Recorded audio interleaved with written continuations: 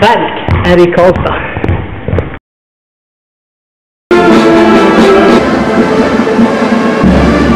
Ja nüüd on Välk jõudnud siis Peruusse, pealinna Liimasse ja selle pealinnakulle. Ja meid on tulnud tervitama suur hulk rahvast.